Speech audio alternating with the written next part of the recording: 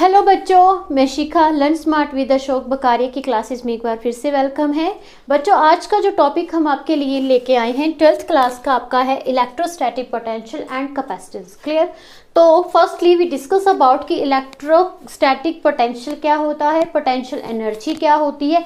इस चीज़ को हम थोड़ा सा बेसिक से समझेंगे, फिर हम आपके इलेक्ट्रिक में उसको अप्लाई करेंगे। देखिए, जो हमारे पास में इलेक्ट्रिक पोटेंशियल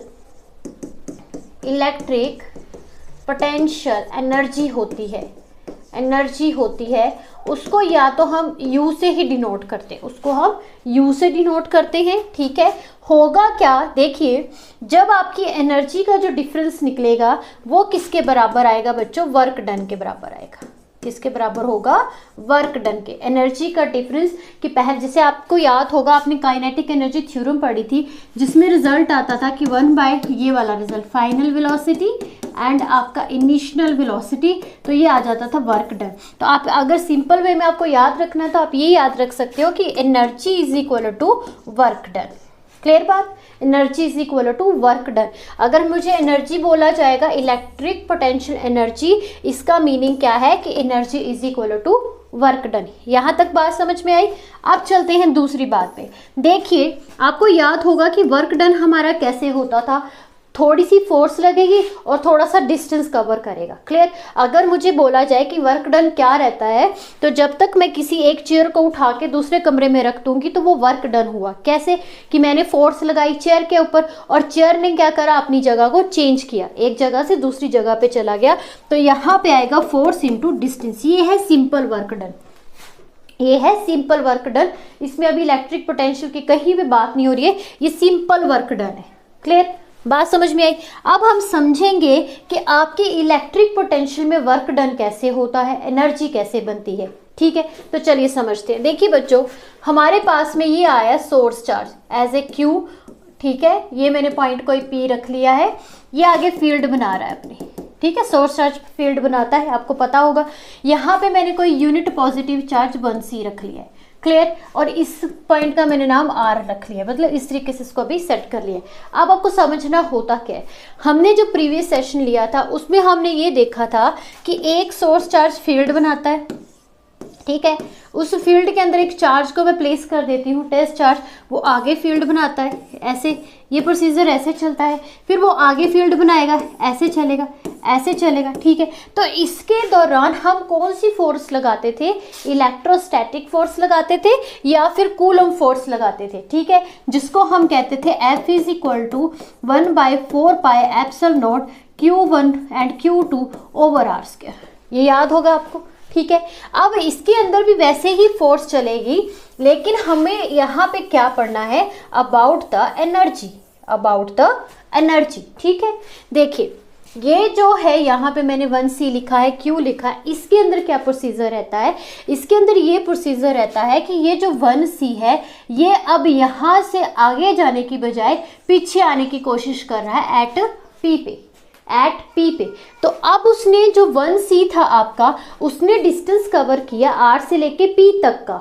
कहाँ से कहाँ तक का? पहले वो यहाँ पे था, 1R पे था, 1C पे था, अब वो P पे हो गया। तो यहाँ पे क्या हो गया बच्चों? वर्क डन हो गया। क्या हो गया? वर्क डन हो गया। अब दूसरी बात ये कि जब ये बैकवर्ड डायरेक्शन में आएगा, मतलब कि हमारा सोर्स चार्ज क्या करता है? फील्ड को आगे बढ़ाता है, लेकिन यहाँ पे ये 1C पीछे आ रहा है। तो जब ये 1C पीछे आएगा तो मतलब फील्ड भी पीछे बनेगी, ठीक है। तो फोर्स यहाँ पे कहाँ पे लगेगी? नेगेटिव डायरेक्शन में। तो अगर मैं वर्क डन की बात करूँ तो वर्क डन क्या रहेगा? Minus coulomb force into dr। अब मैं ये भी बताऊंगी कि dr क्या है यहाँ पे। पहले हमने इस चीज़ को समझना है कि माइनस क्यों आया है। माइनस इसलिए आया है क्योंकि वो क्या लग रही है? बैकवर्ड डायरेक्शन में रिपल्शन हो रही है, ठीक है, बैकवर्ड डायरेक्शन में आ रही है, पीछे की तरफ आ रही है, जबकि फील्ड का काम होता है उसको आगे बढ़ाना। क्लियर? बात समझ में आ गई? चलिए अब समझते हैं dr क्या है। dr क्या है? देखिए, आप क्या कर सकते हो, यहाँ से लेकर यहाँ तक के डिस्टेंस को r ले लीजिए, ठीक है, पूरा डिस्टेंस यहाँ तक का ना लीजिए, पी तक का ले लीजिए। चलिए पी तक का डिस्टेंस मैंने क्या ले लिया, आर ले लिया। मतलब कि मेरा चार्ज एट 1c यहाँ पे था, अब वो पी पे आ गया, तो इन दोनों के बीच की जो दूरी थी वो कितनी थी, आर थी, या कुछ भी आप ले सकते हो, यहाँ तक या आर ले लीजिए, कुछ भी ले लीजिए, आर ले लिया। ठीक है, तो डी आर जो रहेगा वो रहेगा स्मॉलेस्ट डिस्टेंस। क्या रहेगा, स्मॉलेस्ट डिस्टेंस। तो यहाँ से यहाँ तक का जो ये डी आर होता है, मैंने आपको समझाया था कि डी आर हमारा स्मॉलेस्ट डिस्टेंस होता है, जिसको हम डी आर लिखते हैं, और जब उसको इंटीग्रेट लिखते हैं तब हम ये कहते हैं कि वो आर से लेके पी की तरफ जा रहा है। जैसे कि यहाँ से आर से लेके पी पे जा रहा है, तो जब इसको इंटीग्रेट करेंगे तो यहाँ पे आर से लेके पी तक गया और यहाँ पे क्या आ जाएगा, आर आ जाएगा। क्लियर। ये तो चलो अब मैं डेरिवेशन समझाऊंगी तब अच्छे से आपको एक्सप्लेन करूंगी। सिर्फ अभी आपको क्या समझना है कि work done is equal to ये रिजल्ट के बराबर रहता है। अगर आपको इन मैग्नीट्यूड में लिखना है तब आप माइनस साइन को स्किप कर सकते हो, ये भी मैंने आपको समझा रखा था। ठीक है, चलिए अब हम डेरिवेशन पे जोर देते हैं कि डेरिवेशन किस तरीके की आती है, या किस तरीके से हम इलेक्ट्रिक पोटेंशियल एनर्जी को निकालते हैं या वर्क डन को निकालते हैं। ठीक है, देखिए तो यहाँ पे क्या होगा, वर्क डन जो होगा आपके पास में, वर्क डन या कुछ भी आप लिख सकते हो उसको, work done is equal to difference between the two energy, या यू के बराबर होगा। ये चीज़ याद रख लीजिए आप। ठीक है, एंड यू किसके बराबर होगा, एफ इंटू डी आर के बराबर होगा। क्लियर। एफ किसके बराबर होगा, 1/4 pi epsilon not Q1 and Q2 over R square, and D R जो भी आप उसको सॉल्व करोगे तो आंसर आएगा। यहाँ तक चीज़ समझ में आ गई, डी आर का पता चल गया, वर्क डन का पता चल गया। चलिए अब हमने बात की है बच्चों किसकी, इलेक्ट्रिक पोटेंशियल एनर्जी की। ठीक है, पोटेंशियल एनर्जी की।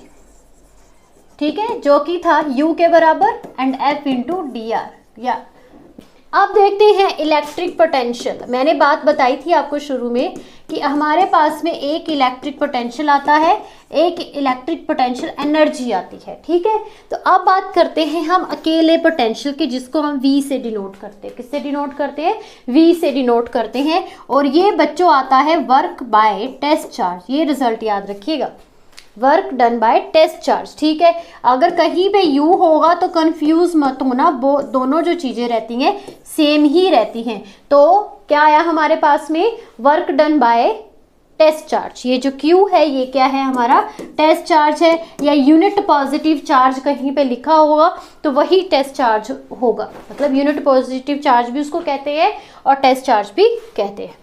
रिजल्ट याद रहा। एक और चीज़ मेन चीज़ यहाँ पे याद रखिएगा कि जो आपके पास में वोल्ट होता है, ठीक है, 2 वोल्ट, 3 वोल्ट, 5 वोल्ट, वो किसका यूनिट होता है, पोटेंशियल का। किसका होता है, पोटेंशियल का। तो क्या लिखेंगे, volt is the unit of potential.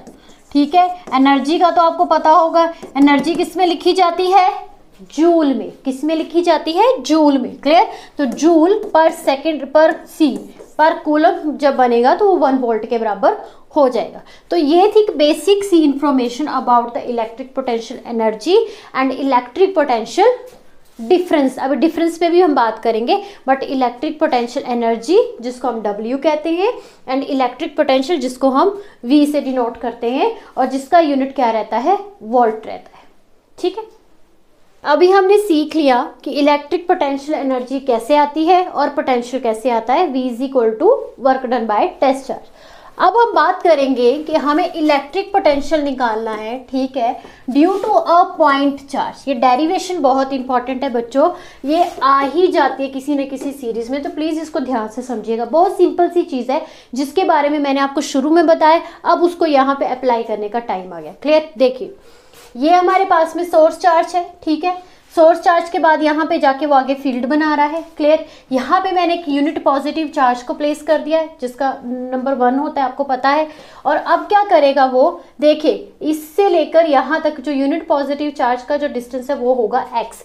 अब आपको पता होगा कि यूनिट +1 क्या है, एज ए टेस्ट चार्ज है। ये एज ए क्या है बच्चों, टेस्ट चार्ज। ठीक है, यही बात होती थी ना कि एक सोर्स चार्ज होता था, एक टेस्ट चार्ज होता था। टेस्ट चार्ज का काम आगे फील्ड बनाना है, लेकिन ये बैक की तरफ आ रहा है, पीछे की तरफ आ रहा है। तो अब हमें क्या निकालना है, इसका इलेक्ट्रिक पोटेंशियल। तो सबसे पहले हम याद रखेंगे कि पोटेंशियल कैसे निकलता है, work done by test charge. Work done by test charge आप इसमें ब्रैकेट में लिख सकते हो एज ए टेस्ट चार्ज, ठीक है, टेस्ट चार्ज। अब हमें ये समझना है क्या, तो इसमें थोड़ा सा ये लिख सकते हो क्या, कंसीडर अ सोर्स चार्ज, ठीक है, एज ए क्यू, ठीक है, और उसके बाद and unit positive charge, unit positive charge which is 1c भी लिख सकते हो, कूलम में आता है 1c, ठीक है, 1c, ठीक है। अब यहाँ पे लिखोगे, ये थोड़ा, ये जो मैं अभी कंस्ट्रक्शन लिख रही हूँ, बच्चे इसमें बहुत कंफ्यूज रहते हैं हम क्या लिखें, तो आप उसको सिंपल सा लिखना जो अभी आपने ड्रॉ करा है, ठीक है। अब हमें क्या दिख रहा है, हमें ये दिख रहा है कि इन विच x is the distance between किस के बीच का, सोर्स चार्ज एंड 1c के बीच का, ठीक है, यही दी है बात, क्लियर।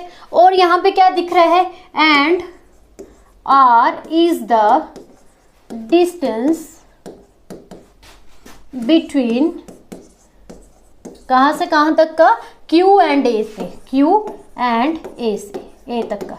तो ये चीज आप थोड़ी सी, इतनी भी 4 लाइनें लिख लोगे ढंग से। देखिए कंस्ट्रक्शन में क्या है, जो आपको फिगर में दिख रहा है, जो मुझे दिख रहा है, बस वही आपको क्या करना है, लिखना है, क्लियर। और क्या दिख रहा है यहाँ पे एक हमें Fe दिख रहा है, तो ये जो है Fe इज द, क्या है, ये कूलम फोर्स है, कूलम फोर्स है, पता है हमें, क्लियर। और कूलम फोर्स किसके बराबर रहती है, 1/4 पाई एप्सिलॉन नॉट, क्या रहेगी, coulomb force is equal to 1/पाई epsilon not Q1 and Q2 over R square, ये इसका रिजल्ट होता है, ठीक है। यहाँ पे आप लिख सकते हो according to the Coulomb law, clear. अब इसके अकॉर्डिंग हमने ये बनाना है कि यहाँ पे हम कैसे इसको अप्लाई करें, ठीक है। तो यहाँ पे कैसे अप्लाई करेगा, एक चार्ज आपका ये है, सोर्स चार्ज है, एक आपका यूनिट प्लस चार्ज है, और डिस्टेंस कितना है दोनों के बीच का, x है, बस आप उसको लिख दीजिए। फ्रॉम द फिगर से हमें क्या रिजल्ट मिल रहा है, जो कूलम फोर्स लग रही है, F is equal to 1/4 pi epsilon not Q as a source charge into एक जो यूनिट पॉजिटिव चार्ज था, एंड डिस्टेंस बिटवीन क्या था, x स्क्वायर था, क्लियर। जो हमें समझ में है वो हमने लिख लिया। चले आगे, ठीक है बच्चों, यहाँ तक हमें समझ में आ गया है। अब हमें क्या निकालना है, वर्क डन निकालना है, ठीक है, जो रहता है फोर्स इनटू dx मीन्स की डिस्टेंस के बराबर, ठीक है। ये आपका क्या है, वेक्टर फॉर्म है, इसका मैग्नीट्यूड में फर्स्टली इसको कन्वर्ट कर लेते हैं, तो वो आएगा f dx cos 180 डिग्री। अब हम सोचेंगे कि 180 डिग्री क्यों आया है, क्योंकि f and dx are opposite in direction, या आर एंटी पैरेलल भी लिख सकते हो आप इसको, क्या है ये, एंटी पैरेलल्स भी है, मीन्स कि क्या एफ डी एक्स इस तरफ जा रहा है और डी एक्स इस तरफ जा रहा है, दोनों क्या है, अपोजिट डायरेक्शन में एक लाइन बना रहे, जिससे कि एंगल कितना बन जाएगा, 180 बन जाएगा। जब हम सेम डायरेक्शन में जा रहे होते हैं, मीन्स कि एफ भी इस तरफ जा रहा है, डी एक्स भी इस तरफ जा रहा है, तो इस केस में जो एंगल रहता है वो 0 डिग्री बनता है, ठीक है। जब हमारा एफ ऊपर की तरफ जा रहा है, डी एक्स इसके परपेंडिकुलर डायरेक्शन में जा रहा है, तो एंगल कितने का बनेगा, 90 डिग्री का बनेगा। जब मेरा एफ आगे की तरफ जा रहा है, डीएक्स मेरा पीछे की तरफ जा रहा है, तो यहाँ पे जो एंगल बनेगा वो 180 बनेगा, जिसकी वजह से यहाँ पे हमने क्या लिखा है, 180 लिखा है, ठीक है। अब आपको पता होगा कि cos 180 की वैल्यू कितनी रहती है, -1, तो dw is equal to integrate -f dx, clear. cos 180 की वैल्यू कितनी थी, -1, पुट करती है। अब हम इसको क्या करेंगे बच्चों, इंटीग्रेट करेंगे, क्योंकि हमें जब एक स्मॉलेस्ट एरिया दिया रहता है तो हम उसको पूरा निकालने के लिए क्या करते हैं, लिमिट्स बनाते हैं कि मैं यहाँ से यहाँ तक गया हूँ। अब देखिए कि कितना रिजल्ट आता है। तो यहाँ पे क्या आएगा, आपका जो डिस्टेंस आएगा इन्फिनिटी टू आर आएगा, क्योंकि आप इन्फिनिटी से लेके कहाँ तक गए हो, आर तक गए हो। तो यहाँ पे आप क्या पुट कर दोगे, आर। ठीक है, आप इंटीग्रेट कर लीजिए। Then D W is equal to, F को बाहर ले लीजिए, यहाँ पे माइनस है, इंटीग्रेट किसको करेंगे, डी एक्स को करेंगे। ठीक है, तो ये आएगा एक्स का कितना आएगा, एक्स आएगा, लिख लीजिए। यहाँ पे हमें f की वैल्यू पुट करनी पड़ेगी जो हमने पहले निकाल के रखी है, D W is equal to minus 1/4 क्योंकि x क्या है यहाँ पे, जो वेरिएशन में है, वेरिएशन में है तो वो कांस्टेंट नहीं है, तो उसको भी हम यहाँ पे रखेंगे, उसको हम यहाँ पे अंदर रख लेंगे, यहाँ पे ऐसे करके इसको लिख लेंगे। ठीक है, 1/x² एंड dx। क्लियर। अब इसको क्या करेंगे, इंटीग्रेट करेंगे। देखिए इंटीग्रेट करके क्या आता है, D W is equal to -q/4πε0। यहाँ पे ये जो x² है ये नीचे है, इसको ऊपर ले जाएंगे, पहले हम क्या कर देंगे, -2 लिख देंगे। अब इसके अंदर क्या रहता है, इंटीग्रेशन के अंदर हमेशा जो वैल्यूज है इंक्रीज होती है, जिसकी वजह से हम इसको क्या लिखते हैं, +1। तो यहाँ पे आएगा -q/4πε0 और यहाँ पे आएगा x -2 + 1। यहाँ पे क्या आएगा, -2, क्या आएगा यहाँ पे, -2 x -2 + 1, एक लिमिट ऐड करेंगे, नीचे भी वही उसकी पावर चलती है और ये रिजल्ट आता है। ठीक है, अब इसको w यहाँ पे लिमिट्स लिख लेनी है बच्चों, इन्फिनिटी एंड r। तो यहाँ पे इन्फिनिटी, यहाँ पे r, तो यहाँ पे आएगा D W is equal to -q/4πε0। अब आपने इसको इंटीग्रेट कर दिया है तो आप इसको w भी रहने, w ही लिखना है, डी डब्ल्यू नहीं लिखना है, क्योंकि अब हमने इसको इंटीग्रेट कर दिया है। तो ये हमारे पास में आएगा x की पावर -1 एंड नीचे -1 and limit infinity to r। Clear. Minus minus plus हो जाएंगे तो ये आएगा q/4πε0 और ये नीचे चला जाएगा ओवर में, तो ये बनेगा 1/x एंड r इन्फिनिटी। अब क्या रहता है इसके बाद, upper limit minus lower limit, wq/4πε0 and यहाँ पे आएगा अपर लिमिट कितना रहता है आपका, r and lower limit infinity, तो ये तो 0 बन जाएगा। तो रिजल्ट क्या आएगा, w is equal to 4πε0 1/r। ठीक है, इलेक्ट्रिक पोटेंशियल। तो यहाँ तक आ गया बच्चों हमारा वर्क डन। ठीक है, अब ये आया रिजल्ट हमारे पास में wq/4πε0, यहाँ पे लिख लेते हैं। तो हमको निकालना क्या था, electric potential due to a unit positive charge. तो वर्क डन मेरे पास में आया q/4πε0 एंड 1/r, ये 1 है। ठीक है, 1/r। ठीक है, potential is equal to work by test charge. Test charge कितना था, यहाँ पे 1 था, यहाँ पे लिख लीजिए 1, मतलब कि इसको 1 से क्या करेंगे, डिवाइड करेंगे, तो यही रिजल्ट रहेगा। Potential is equal to q/4πε0 1/r, ऐसे करके इसको रिजल्ट लिख लेंगे।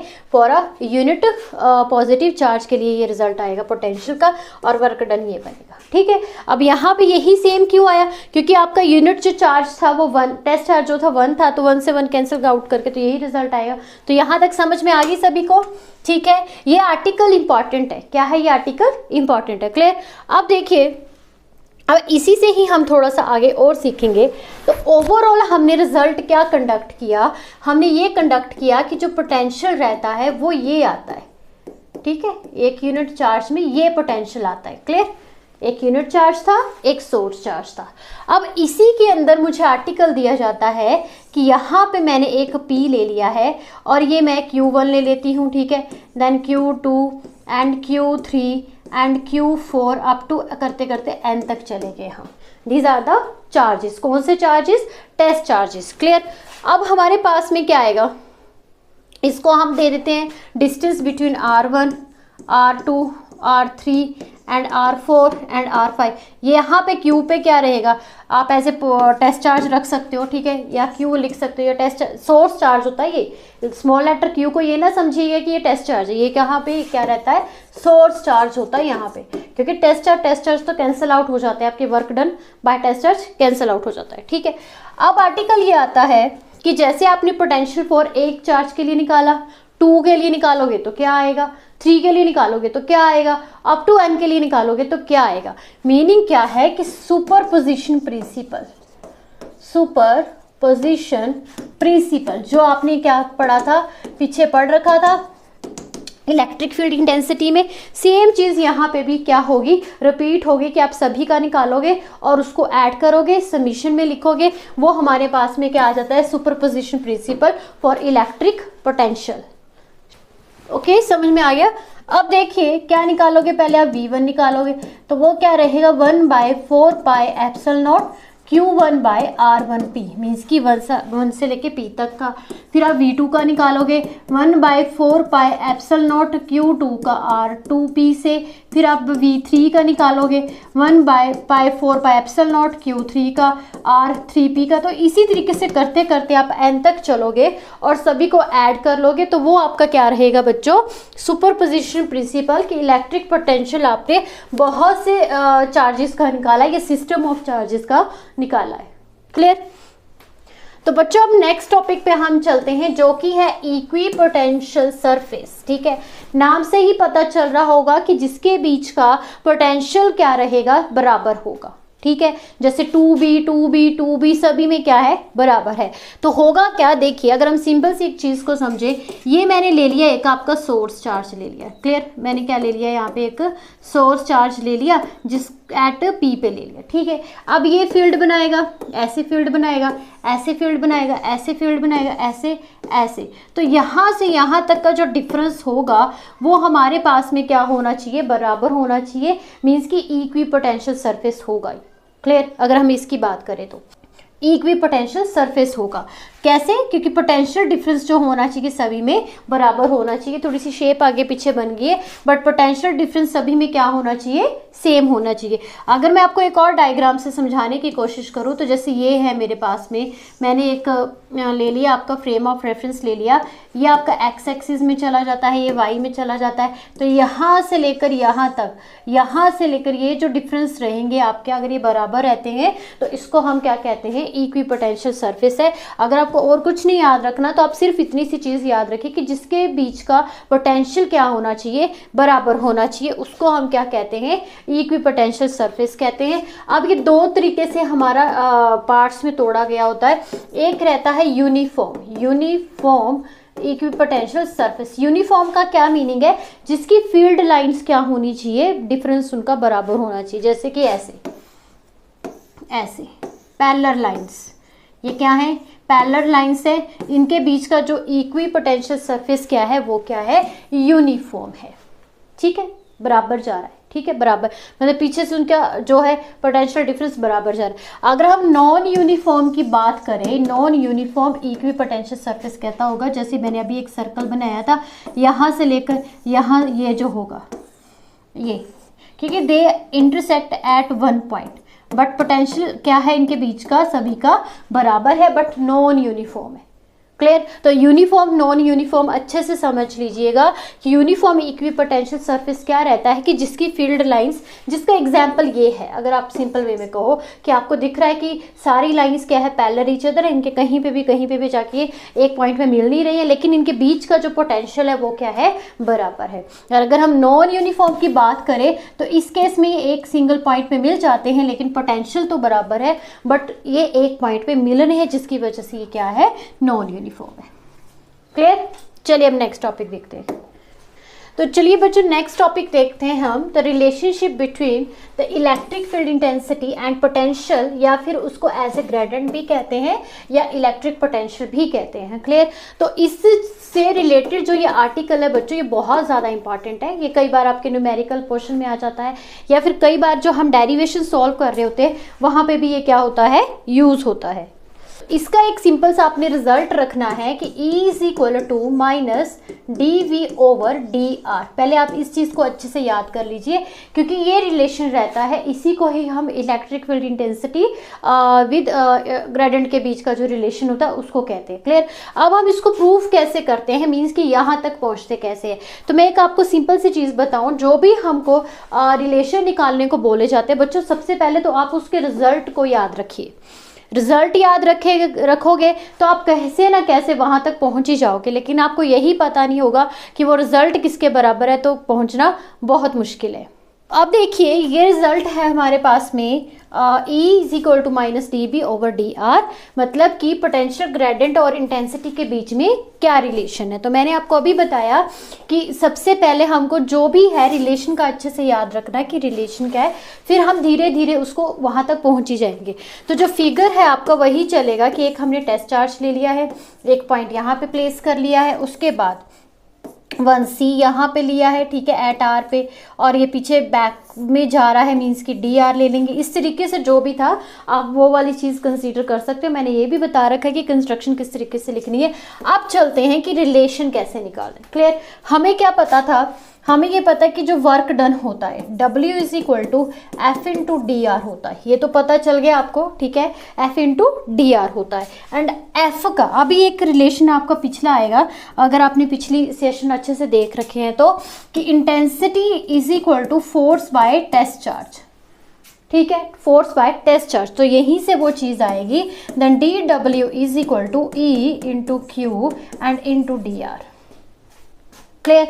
अब क्या होगा कि इंटेंसिटी एंड क्यू को आगे लिख लीजिए, इंटेंसिटी एंड डी आर, ये आ गई आपका वेक्टर फॉर्म, ठीक है। अब इसका हम वेक्टर फॉर्म को थोड़ा सा हटा देते हैं, देन डी डब्ल्यू q is equal to e d r, both are anti parallel, that's why यहाँ पे जो आएगा आपके पास में कोस 180 डिग्री। क्लियर। अब रिजल्ट क्या बनेगा, बनेगा d W is equal to q e, ठीक है, और यहाँ पे डी आर एंड माइनस, क्योंकि कोस 180 की वैल्यू कितनी रहती है, 180 होती है। क्लियर। अब एक चीज़ को साथ साथ में समझते चलिएगा कि वर्क डन ही एनर्जी होती है, एनर्जी वर्क डन होता है, जो आता है Q E d are. D R means की डिस्टेंस, स्मॉलेस्ट डिस्टेंस को आप एस करके भी ले सकते हो, क्यू ले सकते हो, पी ले सकते हो, कुछ भी ले सकते हो। तो इस चीज़ को खास तौर पे ध्यान रखिएगा, क्योंकि नेक्स्ट आर्टिकल में यही चीज़ आपकी बहुत काम आने वाली है। क्लियर। अच्छा, तो Q E and E R तक आ गया। अब हमें पहुंचना कहाँ तक है, यहाँ तक रिजल्ट तक पहुंचना है। सोचिए क्या कर सकते हैं, अब हम क्यू को इस तरफ ले आते हैं, देन डी डब्ल्यू क्यू यहाँ पे आ गया। क्लियर। डी क्यू भी लिख सकते हो इसको, अगर हमें लिखना है तो चेंज चार्ज भी लिख सकते हो। देन डब्ल्यू by work done by test charge is equal to potential, अभी हमने पढ़ा है आर्टिकल, तो ये किसके बराबर हो जाएगा बच्चों, d V is equal to minus E d r. Clear. तो आप इसको सॉल्व करेंगे, then minus d V over d r is equal to E. तो ये जो रिलेशन आया है, ये रिलेशन आया है between the potential gradient and electric field intensity. Clear. अब हम देखते हैं कि इसके अंदर हमने क्या क्या चीज़ सीखी है, मीन्स कि क्या क्या कंक्लूड किया, उसको समझते हैं। क्लियर। अब देखिए इलेक्ट्रिक फील्ड इंटेंसिटी का यूनिट क्या रहता है, न्यूटन पर कूलम, इस चीज़ का भी ध्यान रखिएगा। पोटेंशियल का यहाँ पे क्या रहता है, वोल्ट रहता है, और डिस्टेंस किस में होगा, मीटर में होगा। ये यूनिट्स हैं इन दोनों के। क्लियर। ये भी बात होगी समझ में। आप पिछला भी साथ साथ में याद रखिएगा कि एक और मैंने आपको चीज़ आई थिंक बताई नहीं है, कि जो आपके पास में इलेक्ट्रिक पोटेंशियल एनर्जी होती है, इलेक्ट्रिक पोटेंशियल जो एनर्जी होती है, एनर्जी जो होती है, क्लियर, उसका यूनिट मैंने आपको बताया कि जूल पर कूलम रहता है, जूल रहता है, एनर्जी कूलम नहीं, जूल रहता है। तो बच्चों ये जूल आपका इलेक्ट्रोवोल्ट में भी आ जाता है, ठीक है। अभी इसकी वैल्यूज में आगे जो भी सेशन जहाँ पे ज़रूरत पड़ेगी वहाँ पे बताऊंगी, बट इसका इलेक्ट्रोवोल्ट भी यूनिट होता है और जूल भी होता है। तो इस चीज़ को खास ध्यान में रखिएगा कि कहीं पे अगर यूनिट्स पूछे गए हैं MCQs में, तो ध्यान रखिएगा कि 1 इलेक्ट्रोवोल्ट भी इसका यूनिट होता है, किसका, इलेक्ट्रिक पोटेंशियल एनर्जी का। क्लियर। यहाँ तक कोई समस्या, ठीक है। तो ये वाला जो रिलेशन है, अब देखिए हमने सॉल्व कर लिया है, तो इस चीज़ को अच्छे से समझ लीजिएगा कि कैसे हम करते हैं, ठीक है। तो बच्चों देखिए अब next topic very very important, आपको अच्छे से पता होगा ये, ठीक है। किसी न किसी सीरीज में ये क्वेश्चन आ ही जाता है। तो अब करना क्या है, हमें इलेक्ट्रिक पोटेंशियल एनर्जी निकालनी है, यानी कि वर्क डन निकालना है। ये चीज़ साथ साथ में क्लियर रखिएगा कि हमें निकालना क्या है। W निकालना है of a dipole in an external field. Clear, मतलब क्या है, in an external field means कि यूनिफॉर्म फील्ड, यूनिफॉर्म फील्ड। इस चीज़ का ध्यान रखिएगा कि आपको यूनिफॉर्म इलेक्ट्रिक फील्ड दी जाएगी, नॉन यूनिफॉर्म में ये केस नहीं होगा। देखिए ये आ गई आपकी यूनिफॉर्म केस, ठीक है। यूनिफॉर्म ले ली मैंने, क्या ले ली, इलेक्ट्रिक फील्ड। तो अभी क्या होगा कि जैसे ही हम यूनिफॉर्म इलेक्ट्रिक फील्ड ले लेंगे, यहाँ पे एक डाइपोल मैं प्लेस कर लूँगी।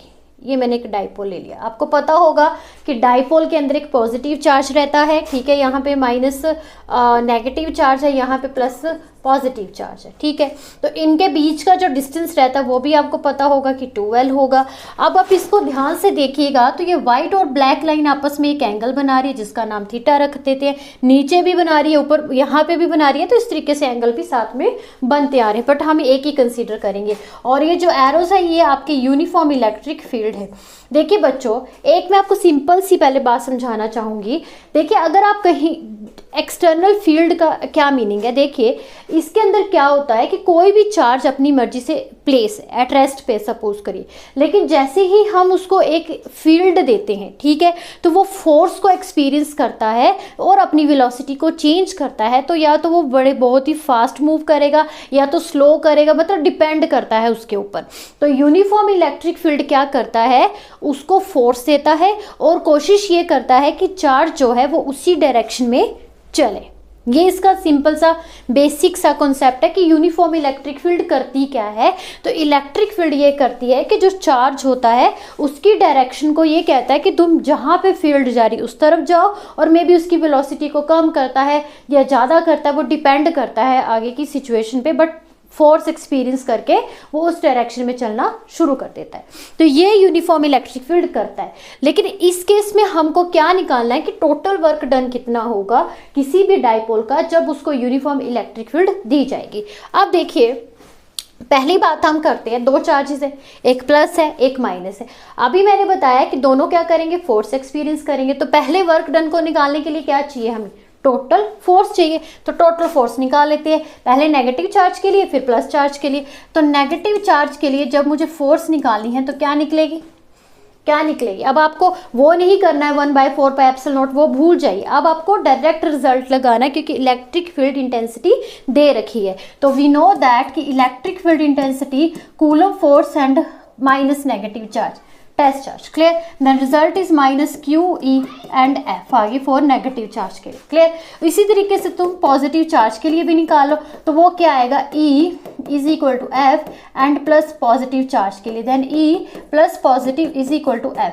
तो अब दोनों को ऐड कर लीजिए, ऐड करेंगे तो रिजल्ट क्या आएगा, टोटल फोर्स क्या बनेगी मेरे पास में, minus EQ and plus EQ cancel हो जाएगा देन 0। तो हमने क्या कंक्लूड किया कि इन द डाइपोल के अंदर जो टोटल नेट फोर्स होती है, जो वो चार्जेस एक्सपीरियंस करते हैं, वो किसके बराबर आ जाता है, 0 के बराबर।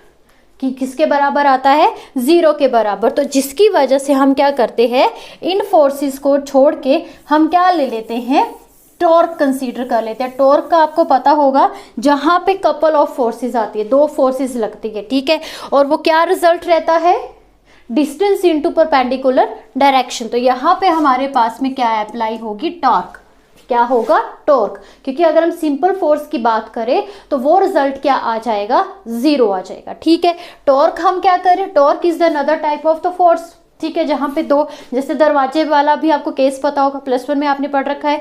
तो उस केस में यहाँ पे क्या होगा, टॉर्क होगा, क्योंकि मुझे वर्क डन निकालने के लिए एक फोर्स चाहिए और एक कोई ना कोई मुझे डिस्टेंस चाहिए, तभी मेरा वर्क डन हो पाएगा, अदरवाइज नहीं होगा। तो हम एज ए टॉर्क क्या ले रहे हैं, फोर्स कंसीडर कर रहे हैं। यहाँ तक बात समझ में आ गई, ठीक है।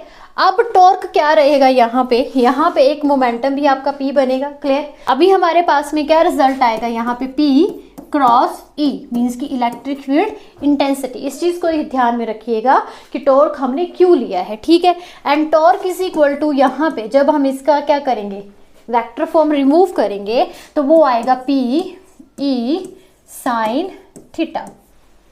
क्लियर? ठीक है, यहां तक समझ में आया? Torque P E sine theta, ये क्या निकल गई? फोर्स निकल गई। अब हमारा जो वर्क डन है बच्चों वो वेरी कर रहा है एक थीटा से लेके दूसरे थीटा के ऊपर। ठीक है, तो यहाँ पे तुम देखोगे कि यहाँ पे 90 का भी एंगल बनेगा, मतलब इस तरीके से वो वेरी करेगा 90 टू थीटा, 90 टू थीटा। तो यहाँ पे आएगा D W is equal to torque into d theta, distance जो आपका डिस्टेंस है। Clear? Integrate d W is equal to क्या आएगा 90 degree to theta and torque means की P into E and sine theta. देखिए अब हमने यहाँ पे 90 टू थीटा लिया है, तो 90 टू थीटा क्यों लिया है? क्योंकि यहाँ पे जब हम इस टॉर्क को सीधा रखेंगे तो ये मैक्सिमम जो एंगल बन के आएगा वो 90 का बन के आएगा। ठीक है, मतलब अगर मैं बात करूँ तो यहाँ पे हर एक तरीके का एंगल बन के आ सकता है, बट इस केस में 90 नहीं बनेगा। ठीक है, 90 आपका थोड़ा सा फिगर आपको थोड़ा सा चेंज करना पड़ेगा, क्योंकि मैंने यहाँ पे थीटा ले लिया। यहाँ पे थीटा 1 थीटा 2 भी ले सकते हो, मैं बताती हूँ कैसे। अगर मुझे यही फिगर रखना है तो हम इसका थीटा 1 थीटा 2 ले सकते हैं, बट जो 90 बन के आएगा वो आपका बन के आएगा कब? जब हम उसको स्ट्रेट लाइन ऐसे करके रखेंगे, डाइपोल ऐसे करके। ठीक है, ऐसे करके रखेंगे तब यहाँ पे क्या बन जाएगा 90 का, और कहीं पे भी यहाँ पे भी कहीं और भी जगह का भी कोई एंगल बनेगा तो उसकी वजह से 90 टू थीटा लिया है। ये मत सोचना कि यहाँ पे 90 ही क्यों लिया है। अगर आपको टेढ़ा करके लेना है तो आप थीटा 1 थीटा 2 करके भी ले सकते हो, कोई ऐसी प्रॉब्लम वाली बात नहीं है। ठीक है, थीटा 1 टू थीटा 2 ले सकते हो, थीटा 0 टू थीटा 1 ले सकते हो, कुछ भी आप यहाँ पे ले सकते हो। तो ये रिजल्ट आप याद रखिएगा। अगर आप सीधा फिगर लेके बनाओगे, बिल्कुल उसकी स्ट्रेट लाइन बनाओगे, तब आपने 90 थीटा टू थीटा लेना है। अगर आप उसको थोड़ा सा टेढ़ा, जैसे अभी पिछले जो उसमें बनाया था मैंने, ऐसे करके लेते हो तो इसमें आप थीटा 1 टू थीटा 2 भी ले सकते हो। Okay, clear? चले आगे देखिए, अब आगे कैसे सॉल्व करेंगे इसको। इंटीग्रेट कर देंगे, है ना। P e and d theta भी यहाँ पे लिखा जाएगा। क्लियर? तो जो कांस्टेंट है उसको बाहर ले लेते हैं, ये बन जाएगा डब्ल्यू इज इक्वल टू क्या है constant? P and e. P e integrate करेंगे हम 90 degree to theta sine theta and d theta. Clear? Then डब्ल्यू is equal to p e. तो साइन की इंटीग्रेशन क्या रहती है? Minus cos. क्या रहती है? Minus cos theta. ठीक है, upper limit and lower limit. तो W is equal to p e minus cos 90 degree, upper limit आएगा पहले, सॉरी थीटा पहले आएगा, माइनस को बाहर ले लीजिए, ऐसा करते हैं इसको, माइनस को बाहर लिख लेते हैं, and P E upper limit means की थीटा। ठीक है, and minus lower limit means की 90 डिग्री। क्लियर? अब इसको सॉल्व कर लीजिए। तो थीटा ही रहेगा, बट कोस 90 कितना रहता है? कोस 90 कितना होता है? साइन का 0 मीन्स की 0, तो ये 0 बन जाएगा। तो रिजल्ट क्या है? W is equal to minus p e cos 0 theta degree. अब देखिए थीटा डिग्री जो है वो हमारा क्या आ गया है? रिजल्ट आ गया है। तो यहाँ पे इस चीज़ को मैंने कहा है वर्क डन भी कह सकते हैं, हम एनर्जी भी कह सकते हैं। तो कंफ्यूज नहीं होना है बच्चों, मैंने शुरू में ये चीज़ आपको एक्सप्लेन कर दी है कि टोटल इलेक्ट्रिक पोटेंशियल एनर्जी आपकी कितनी निकलेगी? माइनस पी ई साइन थीटा। लेकिन यहाँ पे भी इससे आगे इसको हम कर सकते हैं, कैसे अभी बताते हैं। हम रिजल्ट रखेंगे, बाकी हम देखेंगे कैसे। देखिए हमारे पास में रिजल्ट आया u is equal to minus p e cos theta. अब कुछ कंडीशंस आती हैं या कुछ केसेस आते हैं, क्या आते हैं देखिए, u is equal to minus p e cos theta के बराबर रिजल्ट आया था if dipole and electric field intensity, ठीक है, are lie in the same direction means कि जिस डायरेक्शन में आपका डाइपोल है उसी डायरेक्शन में, जैसे ये उसी डायरेक्शन में क्या है आपका, ये जैसे मेरा इलेक्ट्रिक फील्ड का डायरेक्शन है और इसी डायरेक्शन में मेरा क्या है, यहाँ पे डाइपोल है। यहाँ पे डाइपोल है, तो क्या एंगल बनेगा? नहीं बनेगा। मैंने अभी आपको बोला कि lie in the same direction में होगा, then theta is equal to 0 degree, then u is equal to minus p e and cos 0 degree. तो कोस 0 डिग्री की वैल्यू कितनी रहेगी? 1 माइनस पी ई। तो ये आ गया हमारे पास में इलेक्ट्रिक पोटेंशियल एनर्जी या फिर वर्क डन जो है माइनस पी ई का, जब lie in the same direction. Clear. अब दूसरा केस देखते हैं, जब हमारे पास में if dipole is perpendicular to field.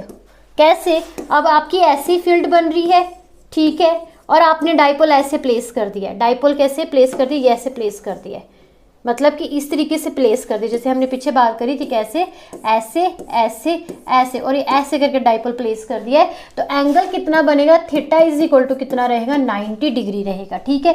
Then u is equal to minus p e and cos 90 degree, cos 90 is equal to 0 degree, then minus PE into 0 and electric potential energy become 0।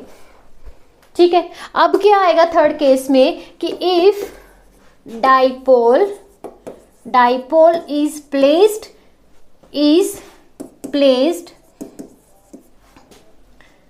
In electric field is anti-parallel. मैंने anti-parallel का भी आपको अभी भी meaning समझाया था कि anti-parallel का क्या मीनिंग है कि अगर मेरी फील्ड इस तरफ है तो डाइपोल मैंने इस तरफ प्लेस कर देना है, तो दोनों के बीच का एंगल कितना बनेगा? 180 बनेगा। जैसे यहाँ पे डाइपोल है, यहाँ पे फील्ड है और इस तरफ मैंने आपका डाइपोल प्लेस कर दिया, तो दोनों एक स्ट्रेट लाइन बना लेंगे, जिससे कि एंगल बीच में कितना बन जाएगा? 180 बन जाएगा। अब देखिए क्या आएगा, u is equal to minus p e and cos 180 degree and cos 180 degree is equal to -1 then PE। ठीक है। अब यहाँ से ये होगा कि आपका मैक्सिमम इलेक्ट्रिक पोटेंशियल एनर्जी कब होगी? जब एंगल 180 बनेगा। मिनिमम कब होगी? जब जब आपका लाई इन द सेम डायरेक्शन होगा। क्लियर मीन्स कि पैरेलल में मिनिमम, एंटी पैरेलल में मैक्सिमम। तो आप देखिए बच्चों, हमारे पास में है कि स्टेबल इक्विलिब्रियम कब होगा और अनस्टेबल कब होगा। तो ध्यान रखिए कि स्टेबल इक्विलिब्रियम तब होगा जब हमारे पास में वो डाइपोल, ठीक है, क्या डाइपोल एंड फील्ड दोनों क्या होंगी? एंटी पैरेलल होंगी। ठीक है। एंटी पैरेलल में क्या था कि U is equal two plus E means क्या? मैक्सिमम पोटेंशियल होगा। ये चीज़ याद रखिएगा, मे बी 1 मार्क की आपको पेपर में पूछ ली जाए। ठीक है। अब आता है स्टेबल इक्विलिब्रियम। स्टेबल में क्या रहेगा कि पैरेलल होंगी लाइंस। कौन कौन सी? डाइपोल एंड इलेक्ट्रिक फील्ड क्या होंगी? आपस में पैरेलल होंगी, जिसकी वजह से एंगल 0 डिग्री बनेगा and U is equal to minus PE means की इलेक्ट्रिक पोटेंशियल एनर्जी भी क्या रहेगी? मिनिमम रहेगी। क्लियर? बात समझ में आ गई यहाँ तक? ठीक है। चलिए, तो बच्चों आज के लिए इतना ही। आई होप सेशन आपको आज का अच्छा लगा होगा। प्लीज़ वीडियो को लाइक भी कीजिए, शेयर भी कीजिए और चैनल को भी सब्सक्राइब करें, क्योंकि आने वाला जो टॉपिक है बहुत ही इम्पॉर्टेंट है, जिसमें हम ये पढ़ेंगे कि कैपेसिटेंस का क्या मतलब रहता है इलेक्ट्रिक फील्ड के अंदर रोल। उसके अंदर हम कंडक्टर पढ़ेंगे, आपके इंसुलेटर को डिस्कस करेंगे और किस तरीके से हम कैपेसिटेंस को निकालते हैं, तो वो भी हम नेक्स्ट सेशन में ज़रूर डिस्कस करेंगे। तो प्लीज़ वीडियो को ज़रूर लाइक कीजिए, शेयर भी कीजिए। आज के लिए इतना ही। Thank you.